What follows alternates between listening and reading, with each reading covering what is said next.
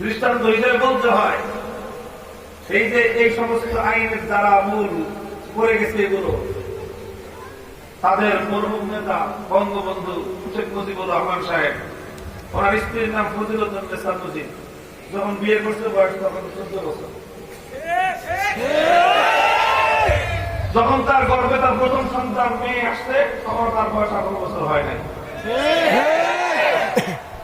এরপরে ওই মেয়ের নাম শেখ হাসিনা। এখন হিসাব করে দেখেন, এগুলো যদি আমি বলতে যাই কি কি শব্দ দিয়ে প্রচলিত আইন অনুযায়ী আখ্যায়িত করতে হয়, তার ওই বিবাহটা কি হয় এই আইন অনুযায়ী, আর তার স্ত্রীর সঙ্গে তার সম্পর্কের কি পরিণাম দাঁড়ায়, আর ওই সম্পর্কের দ্বারা যে সন্তান জন্ম নিয়েছে ওই সন্তানের পরিচয় কি দাঁড়ায়। আমরা এগুলোকে বলতেছি ইসলামের দৃষ্টিকোণ থেকে কোনো সমস্যা নাই, কিন্তু মুসলমানদের দেশে এই সমস্ত আইন কেন করা হয়? নতুন করে এই আইনের মধ্যে জোরপূর্বক গর্ভধারণ, বৈবাহিক ধর্ষণ ইত্যাদি এই সমস্ত জিনিসকে আর এগুলোকে আইনের মধ্যে অন্তর্ভুক্ত করে এগুলোকে মানবতা বিরোধী আইন সাব্যস্ত করে, মানবতা বিরোধী অপরাধ সাব্যস্ত করে এক সমাজের মধ্যে ভয়ঙ্কর ইসলাম বিরোধী অপতৎপরতা, সমাজটাকে ইসলামী ধারা থেকে সরিয়ে নিয়ে যাওয়ার জন্য পশ্চিমা নগ্ন অসভ্য কালচার এই সমাজে বাস্তবায়ন করার এক দুর্বিসন্ধি চলতেছে। আমরা স্বৈরাচারী ফ্যাসিবাদের বিরুদ্ধে অন্তর্বর্তীকালীন সরকারকে সমর্থন দিচ্ছি। ওনারা বিভিন্ন এনজিও সংস্থাগুলোকে এবং এনজিওদের প্রতিনিধিদেরকে নিয়ে বেশিরভাগ অন্তর্বর্তীকালীন সরকারের অনেকগুলো এনজিওর প্রধানদেরকে এই অন্তর্বর্তীকালীন সরকারের উপদেষ্টা পরিষদে অন্তর্ভুক্ত করেছেন। আমরা কিছু বলি নাই। এনজিওরা অর্থনৈতিক কিছু কর্মতৎপরতা পরিচালনা করে, সেটার বিরুদ্ধে আমাদের কোনো কথা নাই, বার্তা নাই। অর্থনীতির উন্নতিতে যারা অবদান রাখে, ভূমিকা রাখে, আমরা তাদেরকে সহযোগিতা করি, আমরা এটাকে স্বাগত জানাই।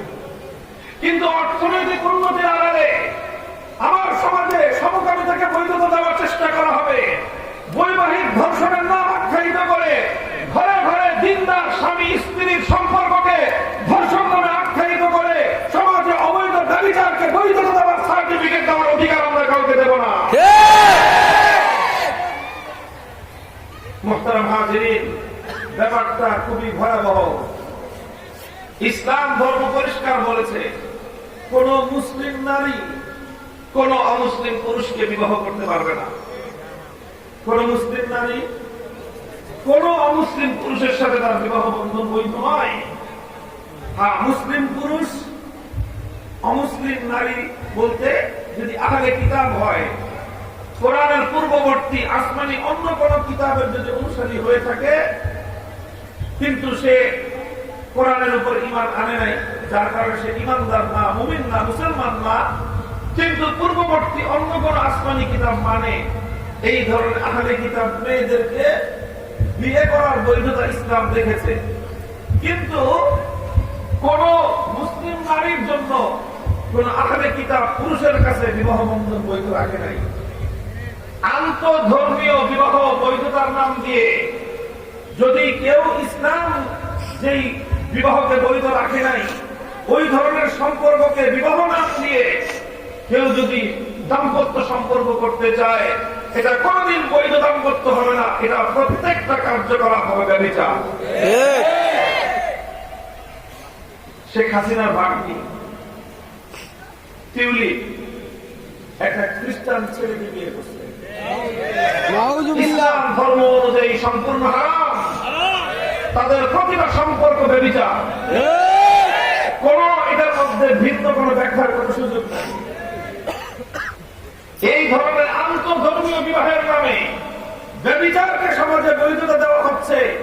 আরেকদিকে ইসলাম সমর্থিত, ইসলাম প্রবর্তিত, ইসলাম অনুষ্ঠিত যেই সুন্নতের বিবাহ, ইসলাম মেয়েদের একটু অল্প বয়সে প্রয়োজনের ক্ষেত্রে বিবাহকে উৎসাহিত করেছে। আল্লাহ নবী বলেছেন, ছেলে মেয়েদের যখন বিয়ের বয়স হয়ে যায়, সাবালক হয়ে যায়, তখন যদি উপযুক্ত পাত্র পাত্রী পাওয়া যায় তাহলে তোমরা বিবাহের ব্যবস্থা করে দাও। যদি না করো সমাজে বিশৃঙ্খলা সৃষ্টি হবে। এই জন্য ইসলাম এই বিবাহকে উৎসাহিত করেছে, অথচ সেই সকল বিবাহগুলোকে আইনের মার কাছে অবৈধ ঘোষণা করে আবার সমাজের মধ্যে কিছু মানুষ আছে তারা বাল্য বিবাহ টাকানোটাকে নিজেদের জন্য বিরাট একটা ক্রেডিট মনে করে। এটা কোনো ক্রেডিট নয়, এটা কোনো ক্রেডিট হতে পারে না। এই আইনগুলোকে ইসলামী আইনের আলোকে নতুন করে ভেবে সাজাতে হবে।